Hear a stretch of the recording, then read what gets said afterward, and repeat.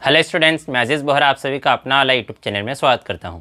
इस वीडियो से और यूट्यूब से मेरी जो भी अर्निंग होगी या जो अर्निंग हो रही है उसका 10% गरीब बच्चों को फ्री एजुकेशन प्रोवाइड करने में किया जाएगा, तो सपोर्ट करते रहिए। तो आज हम 12th class physics chapter number 1 electric charges and fields का टॉपिक पढ़ेंगे, इलेक्ट्रिक फील्ड लाइंस। इस टॉपिक को मैं बहुत ही अच्छे से, बहुत ही इजी वे में एक्सप्लेन करने वाला हूं, इसलिए इस वीडियो को पूरा देखिएगा। और अगर अभी तक आप लोगों ने हमारे चैनल को सब्सक्राइब नहीं किया है तो चैनल को सब्सक्राइब कर लीजिए, बेल आइकन को भी प्रेस कर दीजिएगा ताकि नए वीडियोस के नोटिफिकेशन आपको समय पर मिलते रहे। तो क्या है आज का हमारा टॉपिक? आज का हमारा टॉपिक है इलेक्ट्रिक फील्ड लाइन्स। तो इसके पहले वाले लेक्चर्स में हमने पढ़ा था इलेक्ट्रिक फील्ड के बारे में। अगर वो वीडियो आपने नहीं देखी तो आप यूट्यूब पर सर्च कर सकते हैं, इलेक्ट्रिक फील्ड अपना वाला अजीज़ बोहरा। तो उसमें हमने पढ़ा था कि जो इलेक्ट्रिक फील्ड है, इलेक्ट्रिक फील्ड कैसे क्वांटिटी होती है? Vector quantity. इलेक्ट्रिक फील्ड कैसे क्वांटिटी होती है? Vector quantity. अगर इलेक्ट्रिक फील्ड वेक्टर क्वांटिटी है तो हम उसको वेक्टर्स के फॉर्म में रिप्रेजेंट कर सकते हैं। कि अगर सपोज करो हमारे पास ये कोई चार्ज है, ये कोई पॉजिटिव चार्ज है जो कहाँ पर रखा हुआ है? ओरिजिन पर रखा है। इस ओरिजिन पर रखा है। इस चार्ज की वजह से जो इलेक्ट्रिक फील्ड है उसको मुझे रिप्रेजेंट करना है किस फॉर्म में? वेक्टर्स के फॉर्म में। किस फॉर्म में रिप्रेजेंट करना है? वेक्टर्स के फॉर्म में। तो हम उसे कुछ इस टाइप से रिप्रेजेंट करेंगे।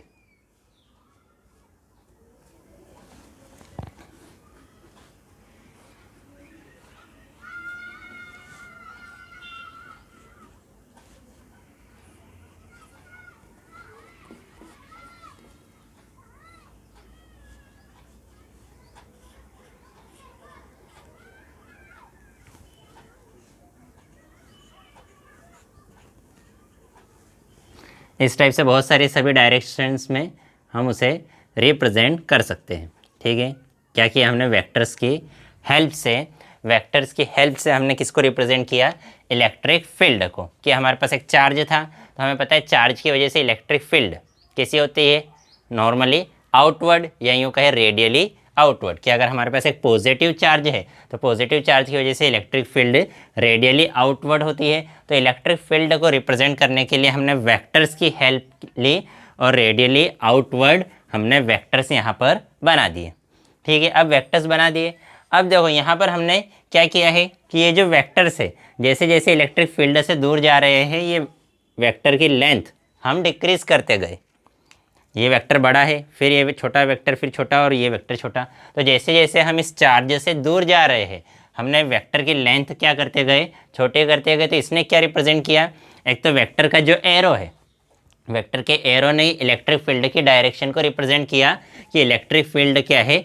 Radially outward. तो पॉजिटिव चार्ज की वजह से इलेक्ट्रिक फील्ड रेडियली आउटवर्ड होती है। क्यों होती है बताओ जल्दी से? इसलिए होती है क्योंकि अगर हम यहाँ पर कोई यूनिट टेस्ट चार्ज रखे, यूनिट पॉजिटिव चार्ज रखे, तो यहाँ पर अगर हम एक पॉजिटिव चार्ज रखेंगे तो यूनिट पॉजिटिव टेस्ट चार्ज को ये वाला पॉजिटिव चार्ज क्या करेगा? रिपेल करेगा। रिपेल करेगा तो वो बाहर जाएगा। तो बाहर जाएगा, इसलिए इलेक्ट्रिक फील्ड की डायरेक्शन कैसी है? आउटवर्ड। तो ये जो वेक्टर्स है, वेक्टर्स के जो एरो है वो क्या शो कर रहे हैं? इलेक्ट्रिक फील्ड की डायरेक्शन को। और ये जो वेक्टर्स है उसकी जो लेंथ है, वेक्टर की जो लेंथ है वो क्या शो कर रही है? इंटेंसिटी और मैग्नीट्यूड ऑफ इलेक्ट्रिक फील्ड। कि यहाँ पर वेक्टर बड़ा है मतलब यहाँ भी इलेक्ट्रिक फील्ड ज़्यादा है, फिर वेक्टर छोटा हो गया, फिर वेक्टर और छोटा, फिर वेक्टर और छोटा। तो धीरे धीरे जैसे जैसे हम दूर जा रहे हैं वेक्टर छोटा होता जा रहा है, मतलब इलेक्ट्रिक फील्ड की इंटेंसिटी, उसका मैग्नीट्यूड भी क्या होते जा रहा है? कम होते जा रहा है। तो इस टाइप से हमने किसको रिप्रेजेंट किया? इलेक्ट्रिक फील्ड को रिप्रेजेंट किया। फिर उसके बाद हमने सोचा कि यार ये बार बार इतने सब जगह हम सेम वेक्टर तो बना नहीं पाएंगे, कि कहीं पर मुझसे छोटा वेक्टर बन गया, कहीं बड़ा वेक्टर बना।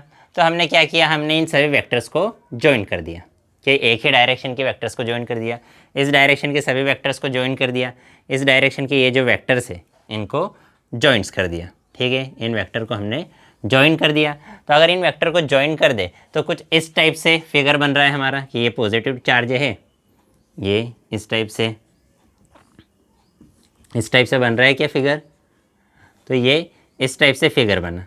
तो ठीक है, ये फिगर बना तो इससे हमें ये तो पता चल रहा है कि जो इलेक्ट्रिक फील्ड है, इलेक्ट्रिक फील्ड की डायरेक्शन कैसी है? Radially outward. लेकिन अब इसमें ये पता चल रहा है क्या कि इलेक्ट्रिक फील्ड की इंटेंसिटी कहाँ ज़्यादा है, मतलब कहाँ पर इलेक्ट्रिक फील्ड ज़्यादा है, कहाँ पर इलेक्ट्रिक फील्ड कम है। ये अब इस फिगर में पता चल रहा है क्या? क्योंकि पहले तो हमें वेक्टर का साइज देख के पता चल रहा था कि हाँ यहाँ पर इलेक्ट्रिक फील्ड ज़्यादा है, यहाँ कम, फिर यहाँ और कम और यहाँ सबसे कम। लेकिन अभी यहाँ पर ये पता नहीं चल रहा, तो कैसे फिर? ये तो फिर गलत हो गया यार, कि अब तो इंटेंसिटी तो पता चल ही नहीं रही है। तो अब इस वाले फिगर में हमें इंटेंसिटी कैसे पता चलेगी? हमें इंटेंसिटी ऐसे पता चलेगी कि जहाँ पर electric field lines closer to each other है, बहुत पास पास है, जहाँ इलेक्ट्रिक फील्ड लाइंस पास पास है, तो हम कहेंगे कि वहाँ पर इलेक्ट्रिक फील्ड कैसी है? स्ट्रॉन्गर है। इलेक्ट्रिक फील्ड का मैग्नीट्यूड क्या है? ज़्यादा है। कि वेक्टर्स थे, वेक्टर्स को हमने ज्वाइन कर दिया, तो ये वेक्टर्स को ज्वाइन करके ये ऐसी लाइंस बन गई। वेक्टर को जब ज्वाइन किया तो ये लाइंस बन गई। इन लाइंस को ही हमने क्या कहा? इन लाइंस को ही हमने इलेक्ट्रिक फील्ड लाइंस कहा। ठीक है, अब ये जो इलेक्ट्रिक फील्ड लाइंस है, ये इलेक्ट्रिक फील्ड की डायरेक्शन तो बता रहा है, बट इलेक्ट्रिक फील्ड कहाँ पर स्ट्रॉन्ग है, कहाँ वीक है, वो कैसे पता चलेगा? तो वो इनकी डेंसिटी से पता चलेगा। Density of electric field lines, कि इन लाइंस की जहाँ पर डेंसिटी ज़्यादा है, डेंसिटी ज़्यादा है मतलब जहाँ पर इलेक्ट्रिक फील्ड लाइंस पास पास है। जैसे यहाँ पर अगर हम देखें तो देखो यहाँ पर इलेक्ट्रिक फील्ड लाइंस पास पास है, तो यहाँ इलेक्ट्रिक फील्ड लाइन पास पास है मतलब यहाँ पर डेंसिटी ज़्यादा है। कि यहाँ छोटे से एरिया में बहुत सारी इलेक्ट्रिक फील्ड लाइंस है, इतने से एरिया में बहुत सारी इलेक्ट्रिक फील्ड लाइंस है, तो हमें पता है चार्ज के पास में इलेक्ट्रिक फील्ड ज़्यादा होती है, यहाँ पर डेंसिटी ज़्यादा है। अब उतने ही यहाँ का हमने उतना ही एरिया लिया, तो यहाँ उतने ही एरिया में सिर्फ एक ही इलेक्ट्रिक फील्ड लाइन है। यहाँ पर उतने ही एरिया में 3 इलेक्ट्रिक फील्ड लाइन थी, यहाँ पर सिर्फ एक ही है। इसका मतलब यहाँ पर इलेक्ट्रिक फील्ड की इंटेंसिटी कम है। इंटेंसिटी कम है, डेंसिटी कम, डेंसिटी कम मतलब इलेक्ट्रिक फील्ड की इंटेंसिटी कम। तो जहाँ पर डेंसिटी का मतलब क्या है? कि लाइन्स अगर पास पास है तो डेंसिटी हाई, लाइन दूर दूर है तो डेंसिटी लो। डेंसिटी अगर हाई है, किसकी डेंसिटी? लाइन्स की डेंसिटी अगर हाई, इसका मतलब इलेक्ट्रिक फील्ड की इंटेंसिटी, इलेक्ट्रिक फील्ड भी ज़्यादा। अगर लाइन्स की डेंसिटी कम तो इलेक्ट्रिक फील्ड भी कम। ठीक है, अब उसके बाद हमने बात की कि अगर हम एक यूनिट एरिया लें, ठीक है, कि हमने एक पर्टिकुलर एरिया लिया, यहाँ पर हमने एक एरिया ले लिया, वही इस एरिया को मैंने नाम दे दिया आर, यहाँ पर इस एरिया को मैंने नाम दे दिया एस। ये दोनों सेम एरिया है, ये कंसिडर कर लो कि ये दोनों के सेम एरिया है, सेम एरिया। तो इस आर एरिया से ज़्यादा इलेक्ट्रिक फील्ड लाइंस पास हो रही है, एस एरिया से कम इलेक्ट्रिक फील्ड लाइंस पास हो रही है, मतलब यहाँ पर इलेक्ट्रिक फील्ड की इंटेंसिटी ज़्यादा है, यहाँ पर इलेक्ट्रिक फील्ड की इंटेंसिटी कम है। तो इलेक्ट्रिक फील्ड लाइंस से हमें क्या पता चलता है? एक तो ये पता चलता है कि इलेक्ट्रिक फील्ड की डायरेक्शन क्या है और कहाँ पर इलेक्ट्रिक फील्ड लाइंस ज़्यादा है, कहाँ पर कम है। तो अब एक क्वेश्चन उठता है कि क्या हम हमेशा 8 ही इलेक्ट्रिक फील्ड लाइन बनाएं, या 4 ही बनाएं, या 5 ही बनाएं, या कितनी भी बना सकते हैं? तो हम जितनी चाहे उतनी इलेक्ट्रिक फील्ड लाइंस बना सकते हैं, उससे कोई फ़र्क नहीं पड़ेगा। क्योंकि ये जो लाइंस है ये हमें सिर्फ इतना बताती है, लाइंस हमें सिर्फ इतना बताती है कि कहाँ पर डेंसिटी ज़्यादा है, कहाँ पर डेंसिटी कम है, रिलेटिव टर्म्स है कि कहाँ डेंसिटी ज़्यादा है, कहाँ डेंसिटी कम है। वो ये नहीं बताती कि डेंसिटी कितनी है। लाइन से ये बताती है क्या कि डेंसिटी कितनी है, वो ये नहीं बताती, वो सिर्फ ये बताएगी कि हाँ यहाँ पर डेंसिटी ज़्यादा है, यहाँ पर डेंसिटी उससे कम है, यहाँ पर डेंसिटी और भी कम है। तो ये सिर्फ रिलेटिव टर्म बताती है कि कहाँ पर डेंसिटी ज़्यादा है और कहाँ पर कम है, डेंसिटी कितनी है, ये इन्फॉर्मेशन ये इलेक्ट्रिक फील्ड लाइंस हमें नहीं देती। तो इलेक्ट्रिक फील्ड लाइन से हमें क्या इन्फॉर्मेशन मिली? इलेक्ट्रिक फील्ड लाइन से हमें एक तो ये इन्फॉर्मेशन मिली कि इलेक्ट्रिक फील्ड की डायरेक्शन क्या है और कहाँ पर इलेक्ट्रिक फील्ड स्ट्रॉन्ग है और कहाँ पर इलेक्ट्रिक फील्ड वीक है। अगर इलेक्ट्रिक फील्ड लाइंस पास पास में है मतलब इलेक्ट्रिक फील्ड स्ट्रॉन्ग, अगर लाइन दूर दूर है तो इलेक्ट्रिक फील्ड वीक। अब देखो यहाँ पर तो ये जो हमने सब फिगर बनाया ये 2 डायमेंशनल था। ये जो फिगर था कि जैसे कि ये हमारे पास एक पॉजिटिव चार्ज है, तो पॉजिटिव चार्ज से क्या निकल रही है? इलेक्ट्रिक फील्ड लाइंस निकल रही है सभी डायरेक्शंस में। ठीक है, ये सभी डायरेक्शंस में इलेक्ट्रिक फील्ड लाइंस निकल रही है। तो सभी डायरेक्शन में इलेक्ट्रिक फील्ड लाइंस तो है, ठीक है, इधर भी है ना, ऐसा मत समझना, इधर मैंने साइड में बना दिया है। तो इलेक्ट्रिक फील्ड लाइंस सभी डायरेक्शंस में निकल रही है। तो अब यहाँ पर हमने ये जो डायग्राम बनाया है ये सिर्फ 2D डायग्राम है। 2D डायग्राम मतलब सिर्फ ये तो एक तो ऊपर नीचे है और राइट लेफ्ट है, ऊपर नीचे और राइट लेफ्ट। लेकिन हम 3 डायमेंशन में रहते हैं। ये जो हम अभी बात कर रहे हैं हम 3 डायमेंशन में है। राइट लेफ्ट भी है, ऊपर नीचे भी है और आगे पीछे भी तो है। राइट लेफ्ट एक हो गया, एक डायमेंशन हो गई, ऊपर नीचे 2 डायमेंशन और आगे पीछे 3 डायमेंशन। तो हम रहते हैं इन 3 डायमेंशन। और ये जो पिक्चर है ये हमने सिर्फ 2 डायमेंशन में बनाया है। इसलिए मतलब अगर यहाँ पर कोई चार्ज रखा हुआ है तो चार्ज की वजह से जो इलेक्ट्रिक फील्ड रहेगी वो 3 डायमेंशन में रहेगी। मतलब लेफ़्ट राइट भी रहेगी, ऊपर नीचे भी रहेगी और आगे पीछे भी रहेगी। मतलब अगर हम लाइन ड्रॉ करना चाहें तो उसकी जो लाइन्स है वो सभी डायरेक्शन में रहेगी। तो मतलब अगर यहाँ पर कोई चार्ज है तो क्या उस चार्ज के आसपास इस टाइप से इलेक्ट्रिक फील्ड लाइंस बनी हुई होती है कि अगर यहाँ पर मैं एक इलेक्ट्रॉन रख दूँ या एक प्रोटॉन रख दूँ तो क्या उस प्रोटॉन के आसपास लाइन बनी हुई रहेगी? तो कोई लाइन बनी हुई नहीं रहेगी। एक इमेजिनरी कॉन्सेप्ट है हमारे इलेक्ट्रिक फील्ड की इंटेंसिटी को समझने के लिए। तो ये हमारी क्या है, चार्ज है, चार्ज की वजह से क्या है इलेक्ट्रिक फील्ड है। तो हमने डायग्राम तो सिर्फ 2 डायमेंशन बनाया है, लेकिन इलेक्ट्रिक फील्ड कैसी होती है 3 डायमेंशन क्वांटिटी है। इलेक्ट्रिक फील्ड लाइंस भी हम कैसे बना सकते हैं 3 डायमेंशन में बना सकते हैं। तो ये हमने क्या किया, हमने इलेक्ट्रिक फील्ड को एक पिक्चर के फॉर्म में रिप्रेजेंट करने की कोशिश की। क्या किया हमने कि इलेक्ट्रिक फील्ड को एक पिक्चर के फॉर्म में रिप्रेजेंट करने की कोशिश की। तो वही ये हमारे पास एक पॉजिटिव चार्ज है।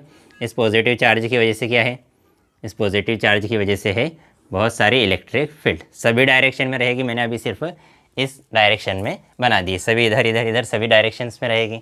अब देखो, अब हमें 2 चीज़ें यहाँ पर आगे पढ़ने से पहले पता होना चाहिए। एक होता है प्लेन एंगल, एक होता है सॉलिड एंगल। प्लेन एंगल क्या है, सॉलिड एंगल क्या है, इन दोनों में क्या डिफरेंस होता है वो हमें पता होना चाहिए। तो देखो, जैसे कि ये अगर हमारे पास ये 2 लाइन्स है, ये एक लाइन ये दूसरी लाइन, तो इन लाइन्स के बीच का ये जो एंगल है, इन लाइन्स के बीच का ये जो एंगल है इसे हम क्या कहते हैं, एंगल। नॉर्मली इसे हम क्या कहते हैं, एंगल। लेकिन इस एंगल को कहते हैं प्लेन एंगल। कि ये जो लाइन है ये एक प्लेन में आ गई और अब इनके बीच में ये जो एंगल बना हुआ है, इनके बीच में ये जो एंगल बना है इस एंगल को हम क्या कहेंगे, प्लेन एंगल। तो अगर हमारे पास सिर्फ 2 लाइन्स है, वो दोनों लाइन अगर एक ही प्लेन में है, कि ये एक लाइन है ये दूसरी लाइन, ये दोनों लाइन सिर्फ एक ही प्लेन में है, इसी प्लेन में, इस बोर्ड के प्लेन में, तो एक ही प्लेन में है, तो ये जो एंगल बना इन दोनों लाइंस के बीच में, इस एंगल को हमने क्या कहा, प्लेन एंगल। ठीक है। अब प्लेन एंगल के लिए हमने पढ़ा है, क्या पढ़ा है, हमें पता है कि अगर ये सपोज करो ओरिजिन O है, ठीक है, ये है हमारा रेडियस R और ये जो लेंथ है, ये छोटी सी लेंथ को हमने कितना ले लिया, डेल्टा L। ये रेडियस, ये है आर्क, ये आर्क कितना लिया हमने, डेल्टा L। ठीक है, आर्क, ठीक है, ये आर्क कितना ले लिया, डेल्टा L। और ये हमें अब ये एंगल निकालना है कि एंगल की वैल्यू कितनी होती है। तो हमने पढ़ा है कि एंगल इज इक्वल टू क्या होता है, arc upon radius. Angle is equal to क्या होता है, आर्क अपॉन रेडियस। ये होता है फॉर्मूला, हमने पढ़ा है ना, एंगल इज इक्वल टू क्या होता है, आर्क अपॉन रेडियस। तो अगर यहाँ पर अब मुझे ये एंगल निकालना है कि ये एंगल कितना है, तो एंगल छोटा सा एंगल है तो उसको हम किससे रिप्रेजेंट करेंगे, डेल्टा थीटा। तो डेल्टा थीटा आर्क, आर्क ये आर्क कितना लिया हमने, ये लिया डेल्टा L, तो ये लिख दिया डेल्टा L अपॉन ये रेडियस, रेडियस कितना लिया R। तो delta theta is equal to क्या रहेगा, डेल्टा L अपॉन R के 2 लाइंस थी, ठीक है, ये एक लाइन ये एक लाइन, ये जो लेंथ थी, छोटी सी लेंथ, ये कितनी थी, डेल्टा L। ठीक है, ये रेडियस कितना था, R, ये है ओरिजिन O। तो मुझे अगर ये एंगल निकालना है, ये वाला एंगल अगर मुझे निकालना है, तो एंगल इज इक्वल टू क्या होता है, आर्क अपॉन रेडियस। तो ये है आर्क अपॉन रेडियस। ये तो कब, जब सिर्फ 2 डायमेंशन, लेकिन इलेक्ट्रिक फील्ड तो 3 डायमेंशन है।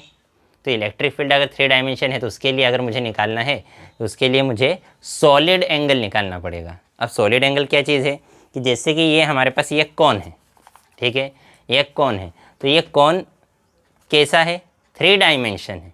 ये कोण कैसा है, 3 डायमेंशन। देखो कैसे 3 डायमेंशन है?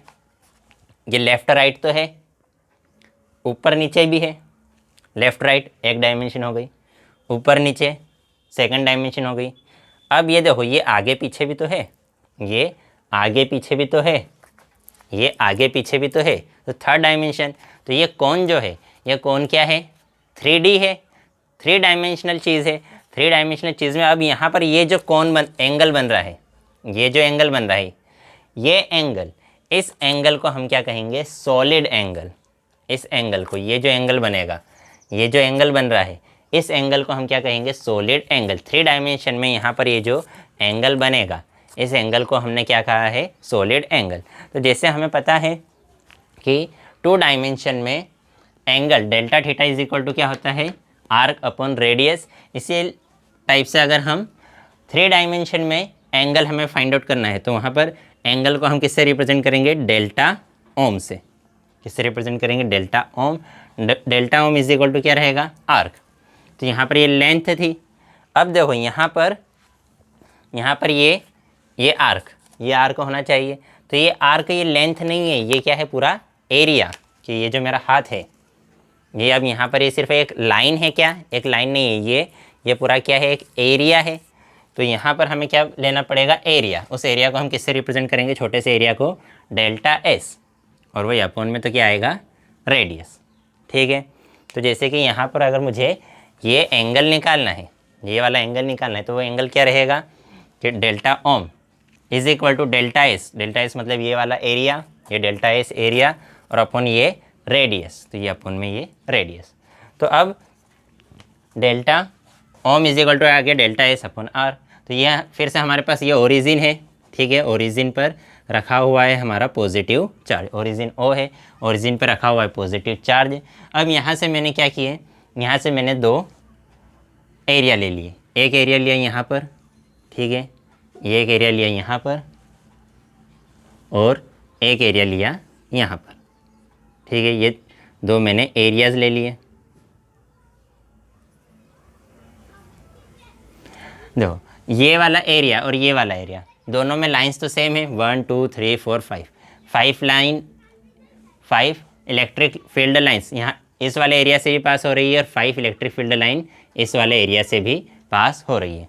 फर्स्ट वाले एरिया के रेडियस हमने कंसिडर कर ली कितनी? R1। और ये जो सेकंड वाला एरिया है, इसके लिए रेडियस हमने कितनी कंसिडर कर ली? R2। तो ये रेडियस कितनी है? R1, और सेकंड एरिया की रेडियस कितनी है? R2। ये फर्स्ट वाला जो एरिया है, वो एरिया, उसका एरिया कितना कंसिडर कर लिया? Delta S1। ये जो सेकंड वाला एरिया है, इसका एरिया कितना कंसिडर कर लिया? Delta S2। अब मुझे बताओ कि ये एरिया और ये एरिया, इन दोनों के लिए एंगल सेम रहेगा क्या? इन दोनों के लिए सॉलिड एंगल, सॉलिड एंगल। देखो, अब यहाँ मैं सॉलिड एंगल की बात कर रहा हूँ, मतलब ये 3D है, इस कोन के जैसा है। ये जो कोन है, क्योंकि ये चार्ज है, तो चार्ज की वजह से फील्ड लाइन सभी डायरेक्शन में है, तो इसलिए हमें एंगल कौन सा लेना पड़ेगा? Solid angle. वो तो अब हमारा बोर्ड पे हम यहाँ आगे तो बना नहीं सकते कि चलो मैंने यहाँ मार्कर लिया और इस टाइप से मैंने ड्रॉ कर दिया तो यहाँ आगे भी बन जाएगा, तो आगे तो नहीं बना सकते, इसलिए हमने यहाँ पर बनाया है 2 डायमेंशन में। तो इसलिए ये देखो, अब देखो मुझे बताओ कि ये यहाँ ये एंगल की बात करो या इस एंगल की बात करो, ये एंगल, ये एंगल, ये एंगल, ये एंगल, ये लग तो ऐसा रहा है कि ये एंगल छोटा है और ये एंगल बड़ा है और ये एंगल बड़ा है, लेकिन ये सभी एंगल डिफरेंट है क्या? ये सभी एंगल सेम है। प्रोटेक्टर की हेल्प से तुम कभी भी मेज़र करोगे या मेज़र किया ही होगा कि ये एंगल की बात करो, ये एंगल, ये सभी एंगल्स कि 2 लाइंस के बीच में बनने वाले सभी, कहीं से भी किसी की भी बात करो, इसकी, इसकी, इसकी, इसकी या इसकी, सभी एंगल्स क्या है? सेम है, सभी एंगल सेम है। इसलिए ये वाला एरिया जो सॉलिड एंगल बना रहा है और ये वाला एरिया जो सॉलिड एंगल बना रहा है, ये सभी, ये इसके फर्स्ट और इसकी लास्ट लाइन सेम है, इस वाले एरिया की भी फर्स्ट और लास्ट लाइन सेम है, तो इसलिए इनके सॉलिड एंगल तो क्या रहेंगे? सेम। तो इस फर्स्ट वाले एरिया के लिए सॉलिड एंगल कितना हो जाएगा?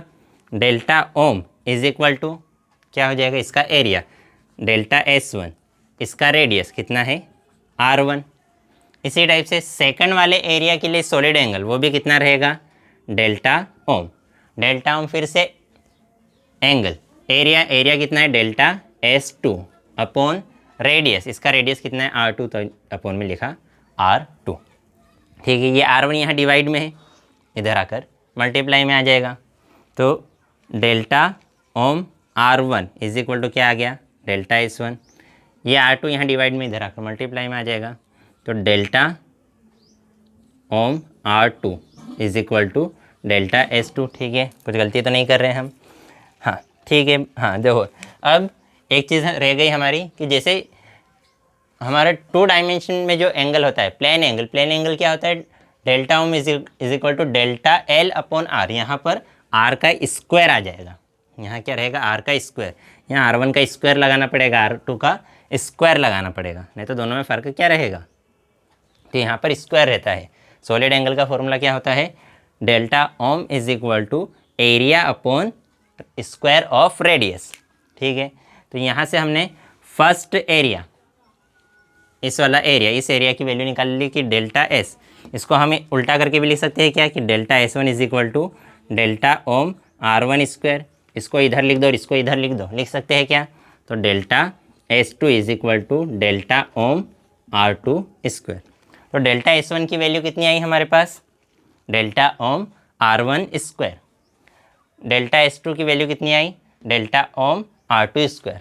मतलब ये जो एरिया है उसकी वैल्यू आ गई, ये जो एरिया है इसकी वैल्यू भी आ गई। अब इस एरिया में कितनी लाइन है, 1 2 3 4 5, यहाँ तो 5 लाइन है, हम 6 लाइन भी ड्रॉ कर सकते हैं, 7 लाइन भी ड्रॉ कर सकते हैं। तो हमने कंसिडर कर लिया कि कितनी लाइन्स है, n लाइन्स। कोई सा भी हम एरिया लो, कितनी लाइन्स हमने कंसिडर कर ली, n लाइन्स। n की वैल्यू कुछ भी हो सकती है, 5 6 7 8 9 10 या कुछ भी। तो हमने कंसिडर कर लिया कि इन डेल्टा S1 एंगल या एरिया, ठीक है, in delta S1 area there are क्या, there are is equal to n lines. कितने लाइन्स है उसमें, in delta S1 area there are कितने लाइन्स है, is equal to n lines. कि S1 एरिया में कितनी लाइन है, n लाइन। तो S1 की वैल्यू ये है, तो S1 की स्पेस पर ये वैल्यू रख देते हैं। तो चलो अभी रहने देते हैं। इसके मल्टीप्लाई में कुछ नहीं लिखा है तो 1 लिख दे क्या, डेल्टा S1 के मल्टीप्लाई में अगर 1 लिख देंगे तो कोई फ़र्क पड़ेगा क्या। तो ये जो डेल्टा S1 है ये 1 के मल्टीप्लाई में है, इक्वल टू के उधर जाकर डिवाइड में, इक्वल टू के उधर जाकर डिवाइड में। तो 1 एरिया में कितनी लाइन्स हो जाएगी, n अपॉन डेल्टा S1, कि ये डेल्टा S1 इधर मल्टीप्लाई में था, इक्वल टू के उधर जाकर डिवाइड में। तो 1 एरिया में कितनी लाइन आ गई, n upon delta S1। 1 area मतलब उसी को हम क्या बोल सकते हैं, इन यूनिट एरिया। क्या बोल सकते हैं, इन यूनिट एरिया। तो यूनिट एरिया में कितनी लाइन आई, n अपॉन डेल्टा S1। अब डेल्टा S1 की वैल्यू है, यहाँ पर हम डेल्टा S1 की वैल्यू पुट कर देते हैं। तो n अपॉन कितनी है S1 की value, delta S1, delta ohm R1 square. इसी टाइप से इसके लिए अगर हम सॉल्व करें एज इट इज़, कि अगर डेल्टा S2 एरिया में कितनी लाइन्स हैं, n lines. Delta S2 area में कितनी लाइन्स है, n लाइन्स। तो 1 एरिया में कितनी लाइन्स हो जाएगी, 1 upon delta S2 lines. Delta S1 area में अगर n लाइन्स है, डेल्टा S1 इधर मल्टीप्लाई में था, इक्वल टू में के उधर जाकर डिवाइड में चला गया, फिर S2 की जगह फिर से उसकी वैल्यू पुट कर देते, तो n upon delta ohm R2 square. तो यहाँ पर यूनिट एरिया में कितनी लाइन्स आई, n upon delta ohm R1 square. यहाँ पर यूनिट एरिया में कितनी लाइन्स आई, n upon delta ohm R2 square. ठीक है, n अपॉन डेल्टा ओम तो कांस्टेंट है, यहाँ पर भी n अपॉन डेल्टा ओम तो कांस्टेंट है। एंगल दोनों के लिए same, number of field lines दोनों के लिए सेम। तो n और डेल्टा ओम दोनों के लिए सेम है। इसके मल्टीप्लाई में कुछ नहीं लिखा है मतलब कितना लिखा है, 1। कुछ नहीं लिखा है मतलब कितना लिखा है, 1। तो यहाँ पर आ गया 1 अपॉन R1 स्क्वायर, यहाँ क्या है 1 अपॉन R2 स्क्वायर। यहाँ पर क्या बचा कि n अपॉन डेल्टा ओम तो कांस्टेंट, यहाँ n अपॉन डेल्टा ओम तो कांस्टेंट, तो यहाँ क्या बचा 1 अपॉन R1 स्क्वायर, यहाँ क्या बचा 1 अपॉन R2 स्क्वायर। तो इसका मतलब यूनिट एरिया में जो नंबर ऑफ फील्ड लाइन्स है, यूनिट एरिया में नंबर ऑफ फील्ड लाइन्स है वो किस पे डिपेंड कर रही है, 1 अपॉन R1 स्क्वायर पे।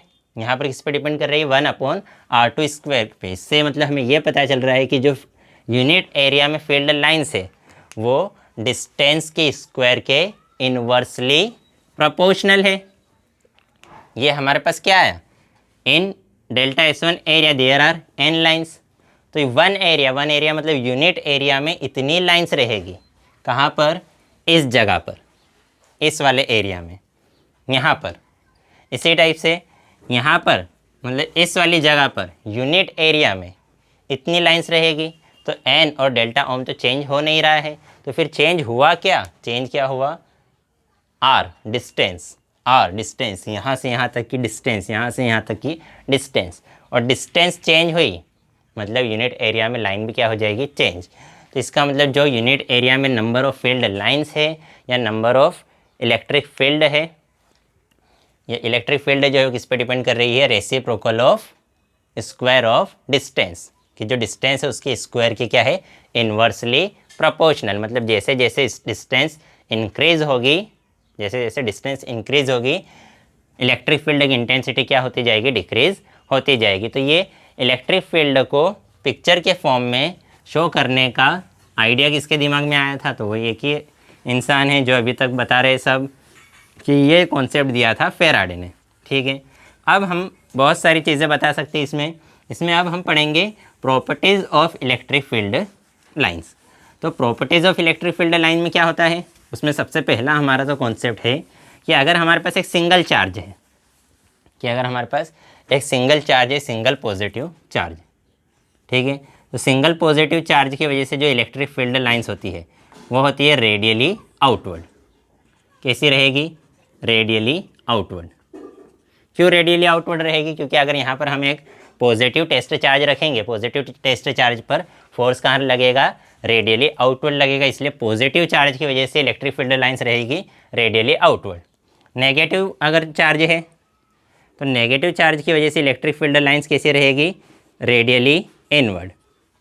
कैसी रहेगी, रेडियली इनवर्ड। क्यों, क्योंकि अगर यहाँ पर हम एक पॉजिटिव टेस्ट चार्ज रखें तो वो इसे अपनी तरफ अट्रैक्ट करेगा, अपनी तरफ खींचेगा, इसलिए वो क्या रहेगी, रेडियली इनवर्ड। फिर उसके बाद अगर हमारे पास दोनों पॉजिटिव चार्ज हैं, ठीक है, दोनों पॉजिटिव चार्ज है, तो अब इलेक्ट्रिक फील्ड लाइंस कैसी रहेगी, तो अब इलेक्ट्रिक फील्ड लाइंस कुछ इस टाइप से रहेगी।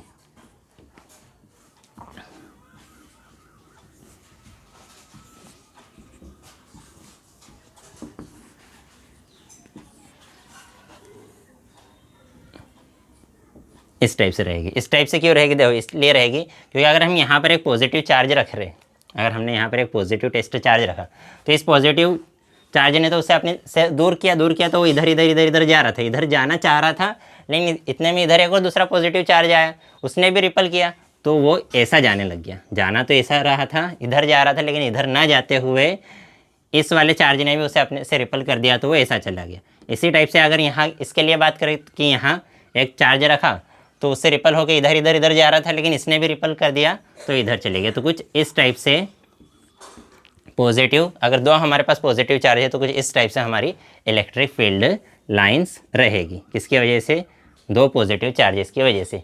अगर एक पॉजिटिव चार्ज है और एक नेगेटिव चार्ज है तो अब इलेक्ट्रिक फील्ड लाइंस कैसी रहेगी, तो कुछ इस टाइप से रहेगी।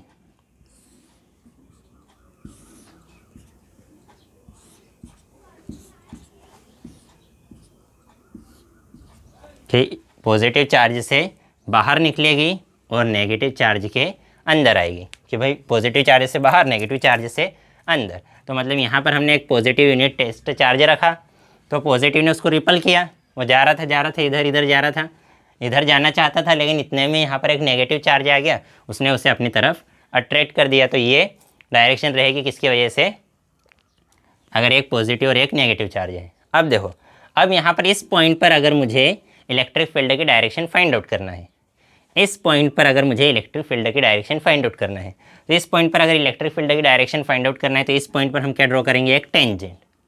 इस पॉइंट पर एक टेंजेंट ड्रॉ करेंगे, तो टेंजेंट पे हम इस डायरेक्शन में, इधर इलेक्ट्रिक फील्ड लाइन से इसलिए इस डायरेक्शन में हम एक एरो लगा देंगे। तो ये टेंजेंट क्या शो करेगा, इस पॉइंट पर इलेक्ट्रिक फील्ड की डायरेक्शन, कि यहाँ हमने एक टेंजेंट ड्रॉ किया तो ये जो टेंजेंट ही क्या शो करेगा, इस पॉइंट पर इलेक्ट्रिक फील्ड की डायरेक्शन। तो अब फर्स्ट प्रॉपर्टी क्या कहती है कि अगर हमारे पास एक सिंगल चार्ज है तो सिंगल चार्ज की वजह से अगर पॉजिटिव चार्ज है तो इलेक्ट्रिक फील्ड पॉजिटिव चार्जेस से स्टार्ट होगी, और अगर नेगेटिव चार्ज है तो कहाँ से स्टार्ट होगी, इन्फिनिटी से, कि ये इलेक्ट्रिक फील्ड लाइन्स यहाँ अंदर आ रही है, कहाँ से आ रही है, तो वो इन्फिनिटी से आ रही है। ठीक है, अगर दो चार्जेस है तो पॉजिटिव से स्टार्ट होगी और नेगेटिव पर एंड होगी। ठीक है, ये फर्स्ट प्रॉपर्टी हो गई। सेकंड प्रॉपर्टी क्या कहती है कि जो इलेक्ट्रिक फील्ड लाइन्स है वो कंटिन्यूस, अगर चार्ज फ्री रीजन है कि इसके यहाँ पर अगर कोई दूसरा चार्ज नहीं है तो ये लाइन्स कैसी रहेगी, कंटिन्यूस लाइन रहेगी, ये होगी सेकंड प्रॉपर्टी।